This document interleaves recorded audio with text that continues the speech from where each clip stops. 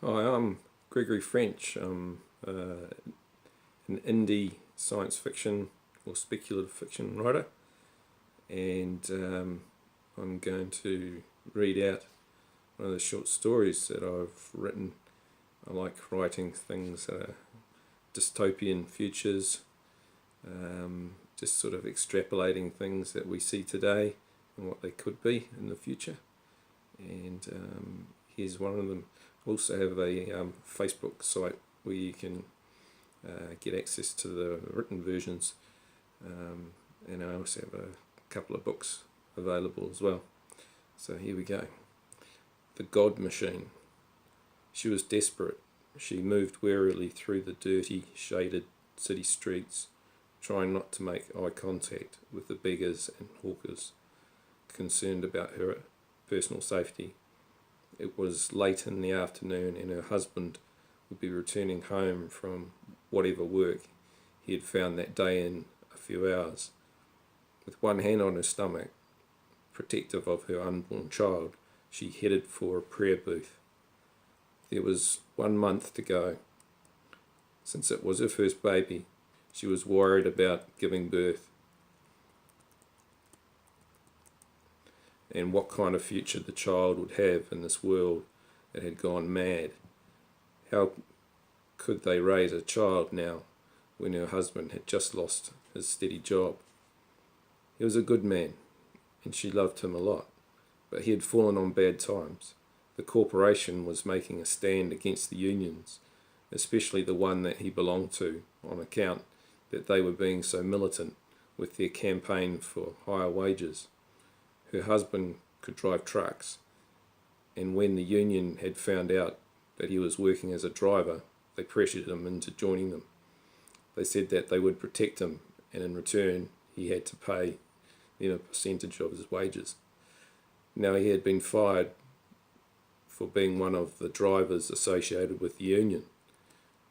Trying to keep his job, he announced that he had resigned his union membership, but it was too late. The corporation didn't care, and they had many other workers to choose from. He got 1 week's pay, and that was it. Furthermore, the union didn't appreciate members leaving its ranks and sent around 2 enforcers to their apartment in one of the old downtown office buildings and worked him over, leaving him with black eyes and bruises and a cracked rib.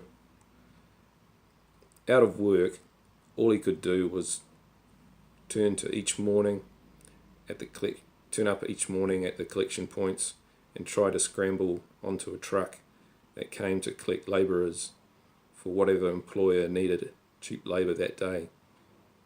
It was hard physical work, sometimes toiling all day in the intense sun. His cracked rib made his breathing hard, and he came home exhausted. Some days he missed out on the trucks as they didn't come, but today he must have gotten some work, given he hadn't returned home yet. A hawker stepped out in front of her, thrusting some useless gadget that he wanted her to buy and extolling its benefits and price. She palmed him off with a wave of her hand and a sidestep around him. The hawker immediately turned his attention to another passerby, repeating his spiel. She thought of how Auckland City must have seen better days to have been attracted for so many refugees, and now it was just a slum. Her parents were forced to immigrate to New Zealand as refugees when the sea levels had risen to a point that their island could no longer support the population.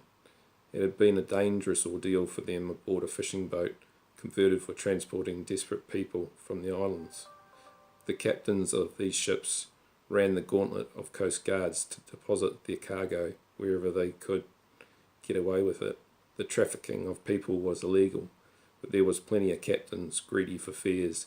Some overladen vessels sank in rough seas with no hope of rescue, but her parents had made it and found their way overland to Auckland with the hope of a new future. Unfortunately, what they found was a city struggling to contain the influx of illegal immigrants like them. The infrastructure couldn't support them, and all there weren't enough authorities to relocate them. Shanty towns sprung up, and the rich moved out of the city, taking up residence on the islands of the Hauraki Gulf and turning them into fortresses. Others went south, settling in the other centres of the North and South Islands. Consequently, the port of Tauranga replaced Auckland as the main shipping point of entry to New Zealand. Riots and racial violence compounded the problem, and in the end, the government of New Zealand admitted defeat and withdrew from Auckland and the top of the North Island, building a border fence along the Bombay Hills just south of Auckland regional boundary. There they patrolled it night and day, stemming any further illegal entry and leaving Auckland with the rest of the upper North Island to its own devices. Sure, there was an outrage, but all countries with a sea border were taking drastic steps to ensure their sovereignty. The United Nations condemned it, but they had no answers regarding the impact of climate change. As an organisation, it had become an idealistic commentator without the influence that it may have once held. It was a time of nationalism, self-sufficiency and self-protection. Countries around the world had gone bankrupt, and it was the corporations that now had the real power. This was the case also in the abandoned Auckland. Companies had amalgamated and coalesced into corporations that dined out on the cheap human capital of the slum cities. From their island havens, they ran factories on the mainland, where they employed the stranded immigrants, then exported their goods to the world. They also owned ships, aircraft, and security forces to protect them. With no emergency services being provided by the state anymore, the corporations operated their own fire stations to protect their investments. Hospitals were not their concern, as there was always someone else to replace a sick worker, despite having a good medical care for the corporate elite on their islands. Auckland was a place where well-intentioned or wayward organisations could grow and flourish. Anything that offered some relief of protection had a chance of attracting followers, and so the desperate pregnant young woman moving along the streets had turned to the new Church of Auckland revival. It would be her second time at one of the prayer booths near the building where they lived. The church offered a connection with others and a relationship with God. The patriarch broadcasted his sermons over the television channel, and billboards of the man adorned the sides of buildings. He was said to have been a corporate high flyer who had seen the light and had dedicated his life to helping those who had profited from it in Auckland. He said that it was his penance. Cynics said that he was merely changing his focus and method to scam the very same people for his own benefit. She found her destination, and it was guarded by a large Polynesian man dressed in a church's branded uniform. "Talofa, ma'am." "Come to pray?" he said, greeting her. "Yes, I have," she replied sheepishly in her accented English.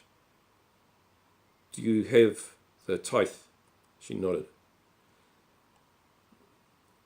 "Then you can enter, ma'am, and may the good Lord be with you," the guard said, stepping aside and motioning for her to enter the building. The prayer booth was in an area that was once a well-to-do retail street for high-end fashion. She went past the wall-mounted television screens, which displayed the patriarch speaking and welcoming her to the church, and up to the machine where she was to deposit the tithe. She fed the credits into the required slot, and the display thanked her. The doors to the booth slid open, and she felt the pleasant air conditioning and heard soft, welcoming choral music. The young woman went over to the single-person, red-cushioned pew and sat down. A small, angled tabletop in front of her supported a touchscreen display of the Bible that a worshipper could see. The booth resembled a small, domed chapel. The floors were tiled, and the whitewashed walls melded into the arched ceiling, high enough not to cause a claustrophobic reaction. Clever use of uplighting on the walls provided features and gave the occupant the feeling of holy intimacy and cleanliness. Directly in front of the pew was an arched stained glass window that depicted an image of an angel on a cloud, surrounded by blue sky with his hands uplifted. A recording of a calm male voice told her that she was welcome to begin her worship and that God heard all the prayers of those who let Jesus into their heart. She could also pray silently if she wished, but the voice told her that it often helped if worshippers prayed out loud, as it would help the worshipper order their thoughts. The voice told her to begin with the Lord's Prayer, and the screen in front of her changed to display the words as an aid. God in heaven, honoured be thy name, she recited.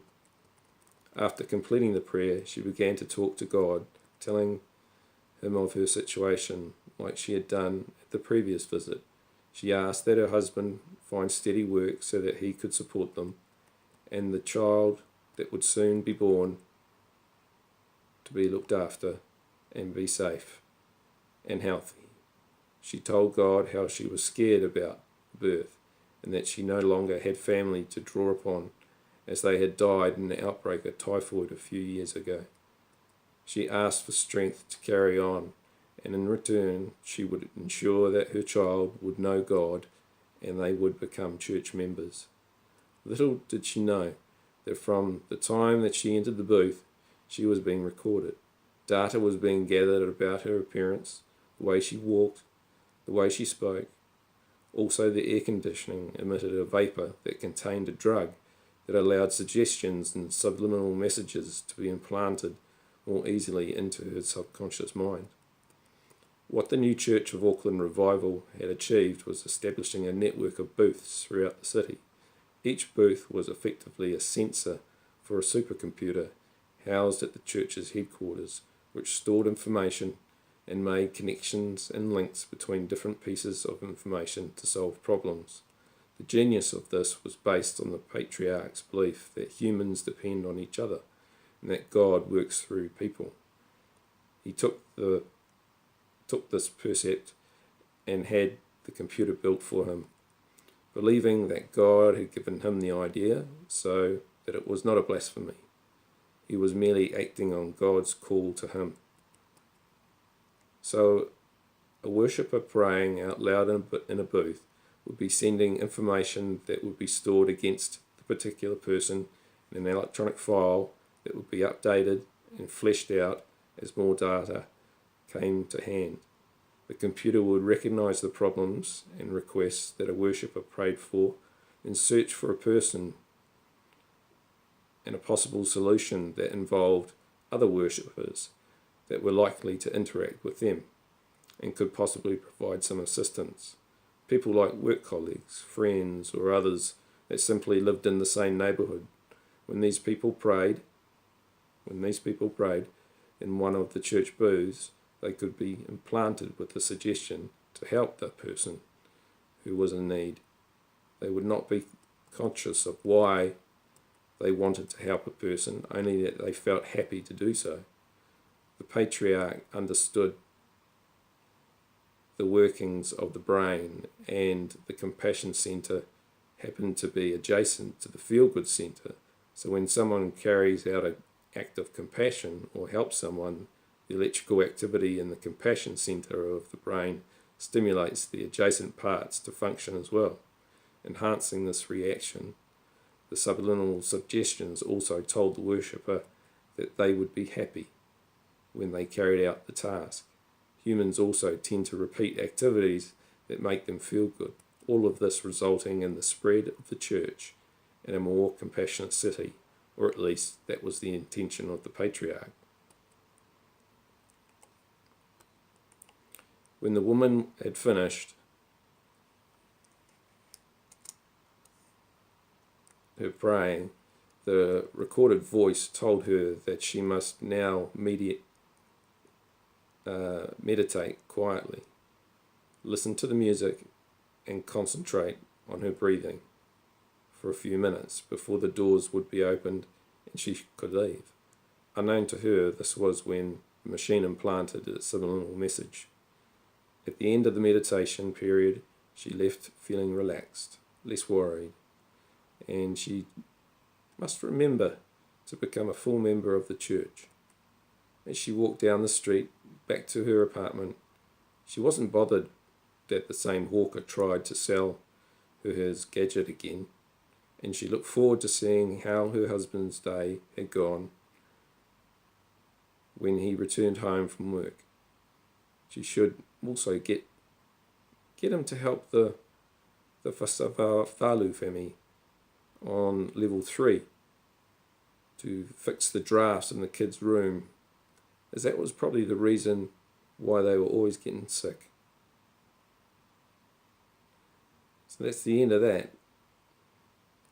Themes in there, obviously, of global warming and immigrants and migration and also